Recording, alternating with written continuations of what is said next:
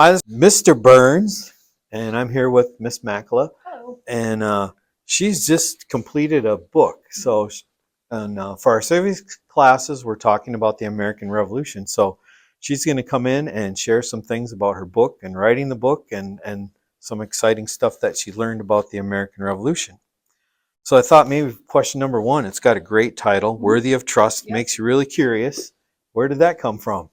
So the title for the series is that word honor, which comes from a Shakespeare quote about someone who does not believe that honor exists. That Okay. honor is only for the dead. So what good is it?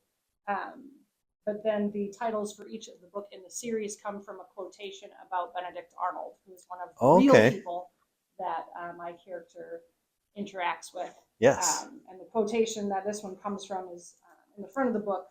And one of his officers said of him, "Our commander is a gentleman worthy of the trust reposed in him, a man of invincible courage, a man of great prudence, ever serene, who defies the greatest danger to affect him, or difficulties to alter his temper. In fine, you will ever see him the intrepid hero and the unruffled Christian." So Benedict Arnold, he's a pretty complex He character in the is. American Revolution, Yeah, isn't he? yeah. So But most people only know him as the villain yes, and as not a for the good traitor. things he did Yes. before. Yeah. Okay. The main character Whitley. How Yes. did you develop? So she came out of research that I was doing. I was Okay. researching for when we were teaching Johnny Tremaine, actually in Okay. seventh grade. And I was researching about Dr. Warren, who was a real doctor during the American Revolution. And the idea popped into my head, wouldn't it be great if I did a story about a female character who wanted to be a doctor? And that's just how Yeah. she started to develop. Very soon after that, when I look back at my plot idea for the Okay. story, she had a twin brother right away. So her brother Win was part of the story right from the beginning, and they were going to be following Benedict Arnold was part Okay. of the story from the start too. And then in real life was Dr. Warren, was he kind of that mentor character that he He comes had off in the book? so Dr. Warren, super interesting. He's now one of my favorite people of the Revolution. But he was one of the most prominent doctors in Boston, and he was basically running the Patriot operations in Boston as well. Sam Adams was busy doing other things. Paul Revere wasn't well known enough.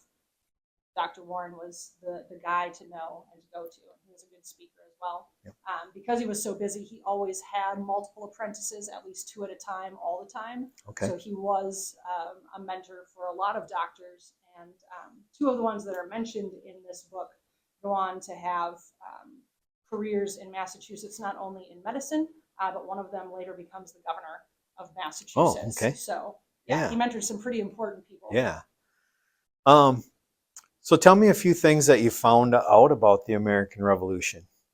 Can I thought of something. I want to throw this in there because I just recently listened to a documentary about Ken Burns, and his comes out next month. Yeah, he was saying after he did Civil War, I'm never going to do another war, and then he went through Vietnam War and World War II, and then he said I got to do the American Revolution. And he talks about a thing in the American Revolution where he has a scene in his new documentary where you just see the calves of people and the feet, and they're marching across the field. And he's saying that after a battle, it was the young children and the women that went out and took care of the dead and cleaned up.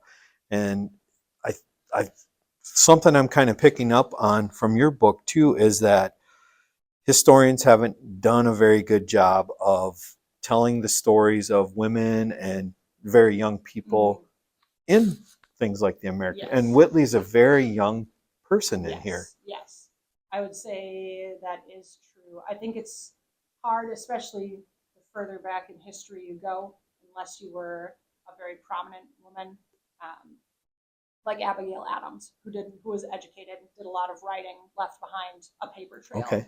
That women and children are not well documented, which is very unfortunate. And so a lot of it is guesswork. There are a couple researchers and books out there right now. One of them is called The Women Belonging to the Army, which looks at how women played a role in the American Revolution. And there were a lot of wives and Yeah, who would go significant with their others that husbands went. to war. Yep. Yep. Okay, so how about, tell us a little bit more about Benedict Arnold. Okay. I really like him too. Dr. Warren and Benedict Arnold have become my favorite Revolutionary War Okay. people, which is interesting. The two of them met in Cambridge when Okay.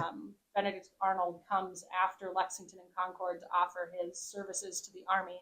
And he proposes this plan right away to take Fort Ticonderoga, where there's a ton of cannons that they can bring to Boston and use to drive the British Yes. out. And so he and Dr. Warren meet. They become friends instantly. They're both very driven people, and then very different people at the same time.